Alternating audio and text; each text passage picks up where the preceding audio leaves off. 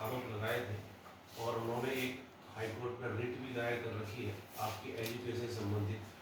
पहले भी आपने सफाई दी है, सच्चाई क्या है?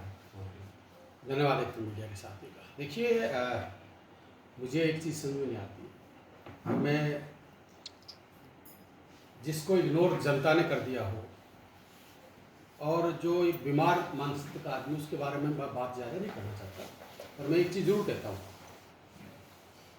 मैं असली, मेरे माँ बाप असली और मेरी सनद असली। वो जो बार बार कहता है डिग्री, पहले तो उससे पूछा पड़ा आदमी से, डिग्री नहीं होती, वो सनद होती है। डिग्री तो होती है कोई किसी ने डिग्री की हो। दूसरा, जो लोगों को भ्रमित करने का काम कर रहे हैं कि फर्जी डिग्री, फर्जी डिग्री, फर्जी डिग्री। मेरे से क्लरिकल मिस्टेक जरूर हुई है। 2014 में जब नॉमिनेशन किया, मैंने तो किया नहीं, मैं तो उस टाइम मेरी टिकट कटी, मैं पूरा उपलस था। जिस भी मेरे एडवोकेट ने किया, तो जिस सन में मैंने 10वीं की, उस सन में गलती से 2014 में, वो भी 2014 में +2 लिखे हुए, वो जो 2014 में मैंने कोई IAS की नौकरी नहीं ली, कोई IPS की नौकरी नहीं ली, कोई फर्जीवाड़ा क्या किया, क्या किसी के उससे मेरी वजह से ठेस पहुंची हो, या मेरी कोई किसी ऐसी मुझे कोई कंपनी का कोई फ्रॉड कर छुपा लिया हो। तो ये चीज़ें एक है ना, खिसियानी बिल्ली खंबे नोचे। बादली की जनता ने इग्नोर कर दिया। और वो बार बार कहते हैं डॉक्टर किस चीज़ का, मैं बताता हूँ डॉक्टर किस चीज़ का। मैं डॉक्टर हूँ ऐसे ऐसे मेंटल लोगों का इलाज करने के लिए। बादली की जनता ने मिलके और मैंने इसका की जमानत जब्त करी, उस चीज़ का मैं डॉक्टर हूँ। और रही बात ये नरेश शर्मा जी, अगर मैं तो कहता हूँ बादली की जनता, मेरे चाचा ताऊ सबसे एक टांग पर खड़ा होकर काड़ा मुँह करके मैं गलती मान जाऊँगा और राजनीतिक से भी संन्यास ले जाऊँगा, अगर मेरे नाखून मान भी मेरा कोई फॉल्ट और कोई फर्जी मिली तो। वरना नरेश शर्मा क्या बादली की जनता से नाक रगड़ के माफ़ी मांगेगा? कारण क्या है? किसी को ब्लेम करने से पहले अंदर झांक ले। और जिस दिन मेरा मुंह खुल गया, उस दिन मैं बता दूंगा नरेश शर्मा 2002 के नॉमिनेशन में क्या लिखा था, 2014 तक उसने क्या किया था, कितनी उसके पास संपत्ति थी, 2000 में क्या संपत्ति थी, आज कितनी है। मेरा मुंह ना खुलवाए। मैं छोटी राजनीतिक में पढ़ने वाला व्यक्ति नहीं हूँ, पर मैं अपने बादली हल्के की जनता को, हरियाणा की जनता को एक आश्वस्त करता हूँ, मुझे भगवान ने दोबारा जन्म दिया। जीवन में आज तक ना कभी किसी का बुरा किया, ना गलत काम किए, और जीवन में आगे भी अगर कोई एक बंदा भी कोई गलत चीज़ साबित कर देगा, उस दिन मैं उनका सबसे बड़ा गुनाहगार मैं हूँगा। अपने चाचा ताऊ से और अपनी बादली हल्के की जनता से एक चीज़ कहता हूँ, मैं आपका बेटा हूँ, कभी भी जिंदगी में ऐसा काम मैं नहीं करूँगा जो आपके सभी मान पर ठेस हो। ना कभी झूठ की राजनीति करूँ, ना कभी लूट की राजनीति करूँ, ना कभी जात की, ना धर्म की। मेरी सारी चीज़ें, मेरी इंसानियत, मैंने, भगवान ने मेरे को, लोगों ने मौका दिया, बादली हल्के की जनता ने मौका दिया। वो लोग ये पचा नहीं पा रहे हैं। 10 साल तक इनसे पूछो, इन 10 साल तक ये बादली का MLA रहा, इन्हें क्या किया 10 साल में, इसने क्या किया, वो सब ने पता है। मुझे कहना नहीं चाहिए। 10 साल में जो भाईचारा खराब हुआ किसने किया? लोगों ने ठुकराया, कुलदीप वत्स ने ठुकराया। अगर इतना अच्छा काम करता तो लोग तेरे को तिबारों में बना देते, पर इसकी सोच छोटी है और ऐसे लोगों को मैं मुँह लगने वाला नहीं हूँ। पर एक चीज़ का मैं चैलेंज करता हूँ, माननीय हाई कोर्ट में जो इन्होंने रिट दायर की है, आप उस रिट की कॉपी लेना इससे, और उसकी सारी लाइनिंग ब्रीफिंग पढ़ना, उन्होंने क्या लिखा है। अगर मैं फर्जी हूँ तो मेरे खिलाफ कार्रवाई करें। मेरी डिग्री, ये डिग्री कहता है, इसको ये नहीं पता सनद होती है, मैट्रिक की +2 की सनद होती है। अगर मेरी कोई भी जरा सी भी नाखून मान, बाल मान भी अगर कोई कमी हो, तो फर्जी उसे कहते हैं। लेकिन उसका वकील बैठा था, मुझे वो वकील किसने बना दिया, कहता है कि 2014 से 2023 तक उससे जितने भी इन्होंने फायदे लिए गवर्नमेंट से, वो सारे पर है। 2014 में तो चाचा में MLA भी नहीं बना, MLA तो 2019 में बादली की जनता ने बनाया। तो पता नहीं, जैसे अनपढ़ गवारों की तरह जो बातें करते हैं, मुझे किसी की इंसल्ट करने में कोई मज़े नहीं आते। पर ये जरूर है, दूध का दूध, पानी का पानी होगा। उस दिन मैं बताऊंगा कि किसी के ऊपर ब्लेम लगाना और झूठे ब्लेम लगाना, किसी को बदनाम करना, वो क्या होता है।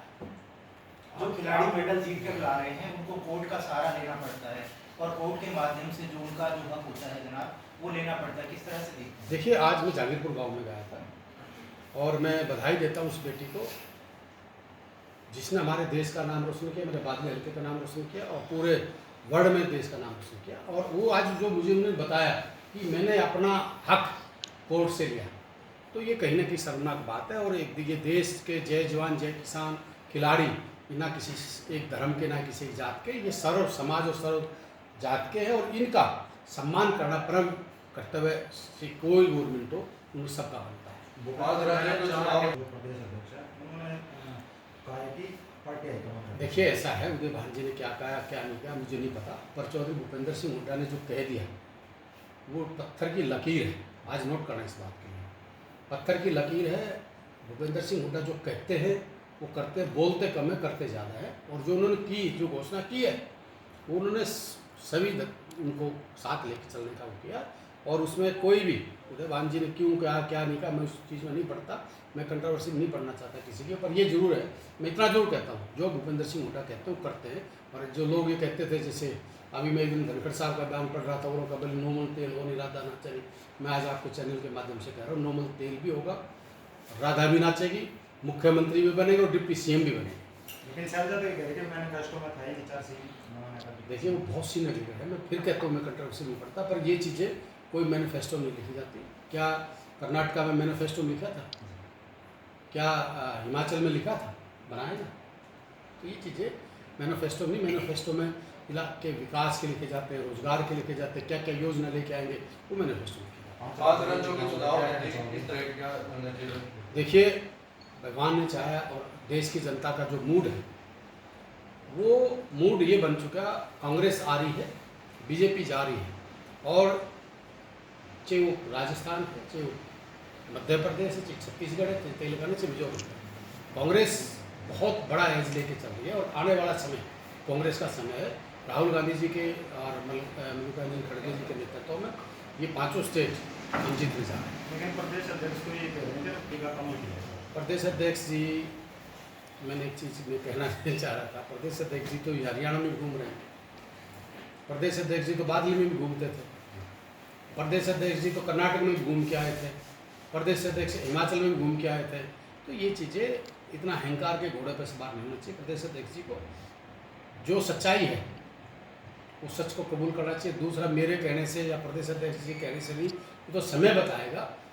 ये जो 3 सितंबर को जब रिजल्ट आएगा, दिसंबर को, सॉरी 3 दिसंबर को,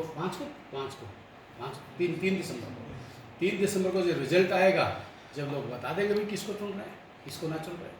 सुधीर जी, अभी आपने आपकी राजनीति के आरोप नहीं लग जाते दोबारा से? किस चीज़ से जाती बात है? 4 डिप्टी सीएम की जो बात नहीं, उन्होंने बोली, आपने किसके समर्थन किया। किसके तकलीफ है? क्यों तकलीफ है लोगों को? क्या कोई ब्राह्मण का बेटा डिप्टी सीएम नहीं बन सकता? क्या कोई एससी का बेटा डिप्टी सीएम नहीं बन सकता? क्या किसी बीसी का बेटा डिप्टी सीएम नहीं बन सकता? क्या किसी और कास्ट का बेटा डिप्टी सीएम नहीं बन सकता? क्यों, क्या तकलीफ है? वो लोग सामने आए ना। जिस प्रकार से जो बात कर रहे थे, रामविलास शर्मा ब्राह्मण विरोधी है क्या, या एससी का विरोधी है क्या? ये सरकार के मंत्री कह रहे हैं कि अब 4 डिप्टी सीएम नहीं, 13 डिप्टी सीएम। ऐसा है, वो तो हमने देखना है जब हमारा राज आएगा, तो हमने क्या बनाना है। सरकार के मंत्रियों से पूछो, गांव में जाकर देखो, जो लोग खुल के बोले, चाहे जो भी बीजेपी के नेता हैं, बोले खुल के कि हम ब्राह्मण समाज के खिलाफ हैं, हम एससी समाज के खिलाफ हैं, हम बीसी समाज के खिलाफ हैं, हम यादव समाज के खिलाफ, हम राजपूत समाज के खिलाफ। बोलो खुल के, बोल के दिखाए, खुल के बोलो भाई हम उनको तकलीफ क्या है। सांसद अरविंद शर्मा ये कह रहे हैं डिप्टी सीएम क्यों, सीएम ही क्यों ना। हाँ, रामविलास शर्मा भी बना दिया होगा सीएम, तू भी बना दिया होगा, सॉरी तू निकल गई, आप भी बना दिए होगे सांसद, आप भी बना दिए होगे। आपको तो, मुझे शर्म की बात है, आपको तो स्टेज पर नहीं बैठने दिया, सीएम की स्टेज पर, आप सांसद होते हुए, यही सम्मान है तुम्हारा। रामविलास शर्मा जी से पूछो, आज अगर कोई सबसे ज़्यादा अगर दुखी आत्मा है तो रामविलास शर्मा है। कहाँ, मतलब ये क्या है की बात करते, जो इन्होंने जो अपमानित करने का काम किया बीजेपी के लोगों ने, जो आज ये समाज के ठेकेदार बनते हैं, मैं पूछना चाहता हूँ क्या इन्होंने क्या सम्मान दिया? जब उस किसी की बहन बेटी के बारे में लिखा जा रहा था कि एक किताब में लिखा जाता है, काला ब्राह्मण के बारे में लिखा जाता है, गर्दन से सिर काटने की बात की जाती है, धोली का मालिक नक खत्म किया जाता है, 5 बरादरियों 12 बरादरियों का, गरीब बरादरी थी वो, 5 बरादरियों का थी, राजपूत थे, ब्राह्मण थे, बनिए, उनका 10% ABBC का कोटा खत्म किया। परावर की ज़मीन में कहाँ जा रहे थे रामविलास शर्मा, कहाँ जा रहे थे ओम प्रकाश धनखड़ जी, कहाँ जा रहे थे अरविंद शर्मा जी? क्यों नहीं बोले आज तक? बोले तो बताओ। और मैं कहता हूँ चौधरी भूपेंद्र सिंह हुड्डा को जात बिरादरी की राजनीति नहीं, हुड्डा साहब ने ब्राह्मण समाज को जो सम्मान दिया 10 साल तक, किसने दिया तो बताओ? ये मुझे बताओ, एक डीजीपी लगना था, उस पर भी ये, मैं ये नहीं कहता, सुरजीत कपूर बहुत अच्छा डीजीपी है, ईमानदार है, अच्छी बात है, पर किसी को राजनीतिक या जातिगत का शिकार बना के किसी के साथ जाति करते तो वो कुछ सच्ची बात है। तो ये बातें जो करने वाले लोग हैं, इनका काम है करना। और मैं आज कह रहा हूँ और गर्व से कह रहा हूँ, छत्तीसगढ़ का भाईचारा हमारा एक है। जो बीजेपी के जेजेपी के लोग, बीजेपी के जो लोग जातिगत जहर घोलना चाहते हैं, जो भाई को भाई से लड़ाना चाहते हैं, अब ये हरियाणा और देश की जनता जाग चुकी, हम सारे भाई एक हैं। और मैं तो कहा, अपनी रैली में भी कहा कि भाई ऐसे एक है हम जैसे घी और खिचड़ी होती है, और आने वाला समय इनको हरियाणा से और देश से खदेड़ने का काम है छत्तीसगढ़। कुलदीप जी आपके नेतृत्व में इस लाइन में हैं? देखिए, मेरे नेता हैं चौधरी भूपेंद्र सिंह हुड्डा जी और दीपेंद्र जी और राहुल गांधी जी।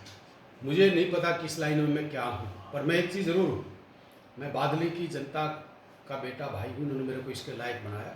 अगर हुड्डा साहब मेरे को इस लायक समझेंगे और कोई जिम्मेवारी देंगे तो मैं पीछे थोड़ी भाई मीडिया के। भाजपा प्रदेश अध्यक्ष का डिप्टी सीएम कहीं ना कहीं आप तो हाईटेक हो जाएगी विधानसभा, तो जनाब मुख्यमंत्री और उप मुख्यमंत्री देखिए ऐसा है, मुख्यमंत्री कौन बनेगा वो तो तब बनेगा ना जब इनकी सीटें आएंगी। मैं आज आपको बता रहा हूँ, ये डंके की चोट पे बीजेपी जा रही है, कांग्रेस आ रही है, और बादली की जनता ने जो अहंकारी लोग होते हैं उनका सिरा निकालना आता है, तो निकालना है, दोबारा फिर निकालना। मैं आज आपको बता रहा हूँ, वो तो आज भी अपना आप अगर माना जाए तो बीजेपी का बाप है, तो पार्टी का मालिक है, अध्यक्ष है, मुख्यमंत्री से ऊपर है, पर लोगों के काम क्या हो रहा है। मैं नौजवान साथियों, मीडिया के साथियों, मैं आपको एक बहुत ऐसी गंभीर बात आज आपके बीच में बताना चाह रहा था, मेरा आपने वो कह कर दिया। मेरे बादली हल्के में ऐसा बुरा हाल किया हुआ है, माइनिंग डिपार्टमेंट, सीएम फ्लाइंग, जो कि बॉडी लाइन तक जो डंपर आते हैं उनकी परमिशन होती है, उन लोगों को भी रात को 4.5 लाख रुपए का चलान, एक जहांगीरपुर के बामडोला का साथी था उसका किया, एक बोडिया का था उसका साथी। इतना बुरा हाल, जो ये धनखड़ साहब से मैं पूछना चाहता हूँ, मुख्यमंत्री के सपने तो आप देखते हो, पर कभी आप ये देखते हो कि आप इतनी जाति दुश्मनी रख के बादली हल्के के लोगों के साथ इतनी जाति कर रहे हो। तो गरीब आदमी ट्रैक्टर लेके नहीं चल सकता, गरीब आदमी डंपर लेके नहीं चल सकता, गरीब आदमी अपने घर का बिजली का बिलों के लिए इतने छापे डल रहे हैं। ये कोई ये नैतिकता नहीं बनती है। धनखड़ साहब को इसी बादली हल्के की जनता ने जिताया था। जो इतनी जाति आप बादली हल्के के साथ आज कर रहे हैं, तो वो मतलब बड़ा दुख मुझे इस बात का होता है। अगर कोई वो निकालना है तो मेरे साथ निकालें। ये गरीब आदमियों के साथ किसी के डंपर जब्त करवा रहे हो, 4-5 लाख रुपए का चलान कराना, और कह के इसी हल्के पर मैं आज आपके चैनल के माध्यम से कह रहा हूँ उन अधिकारियों को, राजकाज बदलते रहते हैं, कवर में भी घुस जाओगे, वहाँ से भी निकाल के आप लोगों से हिसाब लिया जाएगा, जो आप लोगों को जो परेशान कर रहे हो। आज 4.5 लाख किसे कहते हैं? एक किसान का एक ट्रैक्टर आता है 4.5 लाख रुपए में, उसको 4.5 लाख रुपए का चलान एक मिनट लगी।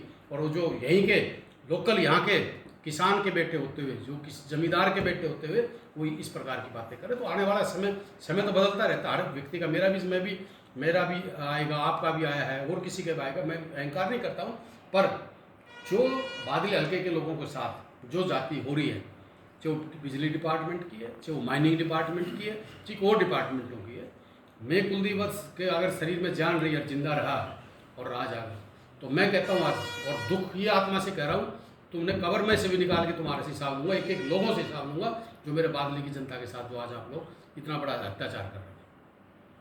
आपको चुनाव लड़ रही है या वो अपना वजूद बढ़ाने के चुनाव लड़ रही है, आप क्या मानते हैं? देखिए अलाव साहब, बड़ा अच्छा क्वेश्चन किया आपने। आपको याद हो जो ओम प्रकाश चौटाला जी इस प्रदेश के मुख्यमंत्री होते थे, और उन्होंने 5 साल 6 साल तक इस हरियाणा की जनता के खून पसीने की कमाई को 1-1 हज़ार हाथों से लूटा, और वो जाके उस पैसे को हजम करने के लिए यूपी में जाके लग गए, और जब यूपी में रिजल्ट आया तो 0/0 आया। आज उसी के तर्ज पर उन्हीं के पोते दुष्यंत चौटाला जी और जेजेपी जो हरियाणा की जनता को लूट रही है। जो एक भाई कहता था जमुना मतलब खट्टर का फोटो मोदी का, एक क्या करता बोला भाई जो खट्टर की वोट देगा वो कौम का गद्दार होगा। तो ये आज वो पैसा लूट के, इन लूट की साझा करके आज वो राजस्थान में जा रहे हैं। मैं आज आप इस बात को नोट करना, वहाँ पे भी इनकी 0/0 जो पैसा ये जो खर्च करके ये जो हराम का पैसा यहाँ से लेके राजस्थान में जा रहे हैं, वहाँ पे भी ये 0/0 होके आएंगे। एक भी सीट, ये तो हरियाणा बचा लेना, राजस्थान तो बहुत दूर की बात है।